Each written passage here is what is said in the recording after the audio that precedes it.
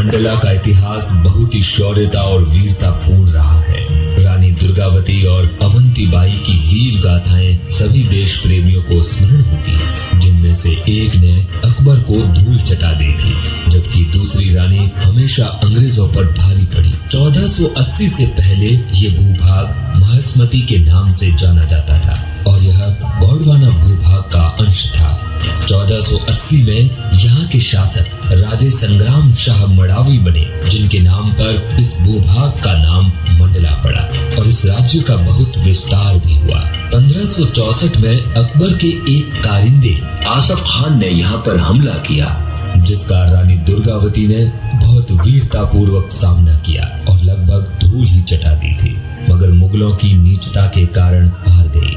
1742 में मराठाओं के अधीन आ गया मंडला। 1818 में मंडला और अन्य मराठों क्षेत्रों को लेकर एंग्लो मराठा युद्ध हुआ। मराठे बड़ी वीरता से लड़े। 1857 की प्रथम स्वतंत्रता के युद्ध में भी यहाँ पर कोई हलचल नहीं हुई और ये उस संग्राम से बिल्कुल अछूता रहा। 1861 में मंडला केंद्रीय राज्य का भाग बना। 1867 में इस जिले की मान्यता मिली, जो कि आज तक है। गौड़ राजाओं की राजधानी जबलपुर का गढ़ा और नरसिंहपुर जिले का चौरागढ़ हुआ करती थी, परंतु सन 1651 में पहाड़ सिंह बुंदेला ने चौरागढ़ पर हमला कर अपने अधिकार में ले लिया। इस समय गौड़ राजा हृदय शाह का शासन था। इस स्थिति में राजा हृदय शाह ने मंडला से 17 किलोमीटर दूर जंगलों के बीच सुरम्य वातावरण और पवित्र नर्मदा नदी के किनारे रामनगर में अपनी राजधानी बनाई। रामनगर में राजा हृदय शाह ने कई महल और मंदिर बनवाए, जिनमें से अधिकांश इमारतें आज भी सुरक्षित है, जिनमें मोती महल, रानी महल, राय भगत की कोठी और विष्णु मंदिर मुख्य है। रामनगर कई गौड़ राजाओं की राजधानी रहा है। ये सभी इमारतें समय के साथ साथ नष्ट होने लगी थी, परंतु अब पुरातत्व विभाग द्वारा इन्हें बचाने के प्रयत्न किए जा रहे हैं। पुरातत्व विभाग द्वारा इन्हें संरक्षित स्मारक घोषित किया गया है। शंकर शाह और रघुनाथ शाह का इतिहास। सन 1857 की क्रांति में देश को अंग्रेजी शासन से मुक्त कराने का बिगुल बजा दिया गया था। इस आंदोलन में देश के कई राजा राजकुमारों ने भी अपना योगदान दिया था, जिनके सामने अंग्रेज घुटने टेकने के लिए मजबूर हो गए थे, जिन्होंने न केवल अपना बलिदान दिया बल्कि अपने बलिदान से स्वतंत्रता की ऐसी चिंगारी को जन्म दिया जो बाद में अंग्रेज के लिए आग बन गई। आजादी की बात हो और मंडला के वीर राजा शंकर शाह और उनके बेटे रघुनाथ शाह की बात न हो तो ये कहानी अधूरी ही रहती है, क्योंकि ये ऐसे योद्धा थे जिन्होंने हंसते हंसते देश की आजादी के लिए मौत को गले लगा लिया था। आज हम आपको इन्हीं वीरों के बारे में बताएंगे। वर्तमान मध्य प्रदेश के महाकौशल अंचल में फैला गौड़ राज्य उस वक्त एक समृद्धशाली राज्य था। राजा शंकर शाह के पिता का नाम राजा सुमेर शाह था। 1789 में शंकर शाह का जन्म हुआ था। उस समय राजा सुमेर सिंह मराठों के बंदी होकर सागर के किले में कैद थे। रानी बेटे शंकर शाह के साथ राजधानी गढ़ापुरवा में आकर रहने लगी थी। शंकर शाह जंगल में बांस छीलकर नुकीले बाण तैयार करने लगे।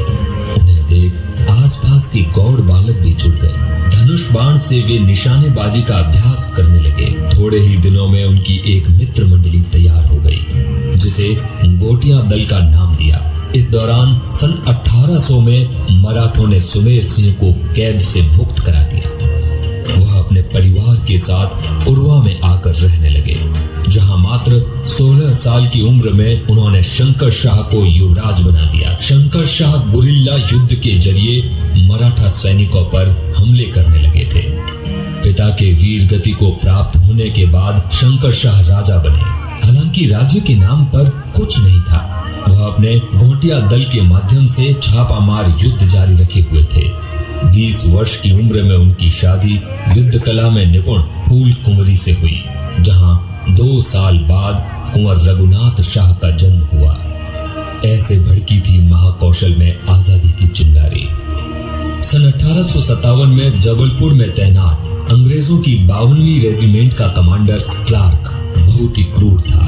वह इलाके के छोटे राजाओं जमींदारों को परेशान किया करता था और मनमाना कर वसूलता था। इस पर तत्कालीन गोंडवाना राज्य, जो कि मौजूदा जबलपुर और मंडला का इलाका था, वहाँ के राजा शंकर शाह और उनके बेटे कुंवर रघुनाथ शाह ने अंग्रेज कमांडर क्लार्क के सामने झुकने से इनकार कर दिया। दोनों ने आसपास के राजाओं को अंग्रेजों के खिलाफ इकट्ठा करना शुरू किया। बताया जाता है कि दोनों बाप बेटे अच्छे कवि थे और वह अपनी कविताओं के जरिए राज्य में लोगों को क्रांति के लिए प्रेरित करते थे।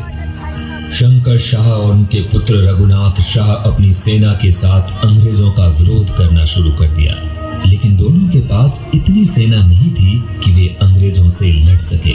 इसलिए शंकर शाह और रघुनाथ शाह ने अंग्रेजों से लड़ने के लिए सामाजिक आंदोलन चलाया और लोगों को अंग्रेजों के खिलाफ खड़ा करने के लिए मुहिम शुरू की। इस बात की भनक जब अंग्रेजों को लगी तो अंग्रेज डर गए।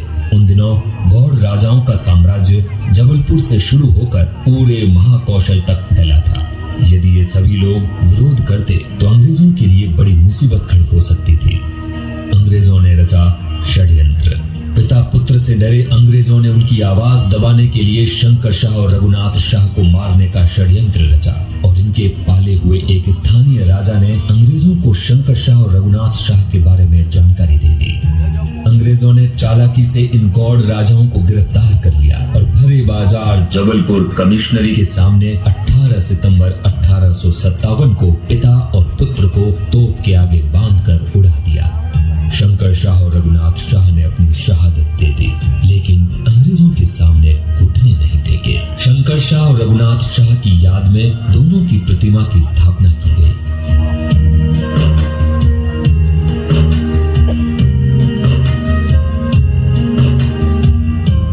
कान्हा राष्ट्रीय उद्यान का दर्जा मिला था तब अकेले कान्हा नेशनल पार्क में उस समय 118 बाघ थे।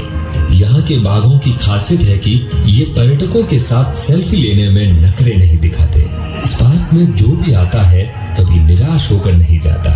यहाँ ऐसे बाघ हैं जो विदेशी पर्यटकों के बीच भी अपना जलवा बिखेरते हैं। पर्यटक भी बाघों को इतना पसंद करने लगे हैं कि मन से उनका नाम रखने लगे। कान्हा नेशनल पार्क में बाघों की संख्या बढ़कर 135 से 140 हो गई है। वहीं इस गणना में करीब 30 से 35 टाइगर के बच्चे भी शामिल हैं। कान्हा नेशनल पार्क के टाइगर की खासियत है कि वह पर्यटकों को देखकर अपना रास्ता नहीं बदलते, बल्कि उनके सामने ही चलते हैं और उन्हें सेल्फी लेने का भरपूर मौका देते हैं। अगर यहाँ की बाघिनों का मन हो जाए तो घंटों तक पर्यटकों को अपने दीदार कराती है। इनमें से खास बाघिन का नाम है नैना। इसका कोड है T76। ये अपने 4 शावकों के साथ पर्यटकों को एक साथ नजर आती है। उनके साथ मिलकर उनका रास्ता रोकती है। वह अपने चारों शावकों को जंगल में घुमाकर उन्हें वहाँ के कानून सिखाती है। बाघिन नीलम, जिसका कोड है। मुन्ना बाघ के जाने के बाद पूरे पार्क में मायूसी सी छा गई थी, क्योंकि मुन्ना बाघ सभी देशी विदेशी पर्यटकों का चहेता रहा है। कान्हा नेशनल पार्क प्रबंधन वैसे तो बाघों के नाम कोडवर्ड के तहत जैसे T67, T65, T76, T29 रखते हैं, लेकिन यहाँ पहुँचने वाले पर्यटक अपने पसंदीदा बाघ का नाम खुद ही रख देते हैं, जैसे नैना, नीलम, मुन्ना, सुनैना, बजरंग। कई बाघ पर्यटकों के दिए नाम से ही प्रसिद्ध हो गए।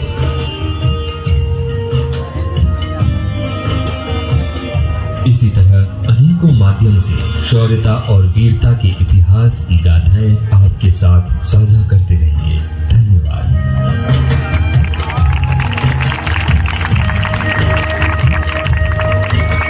मंडला जिले के इतिहास में पहली बार हमने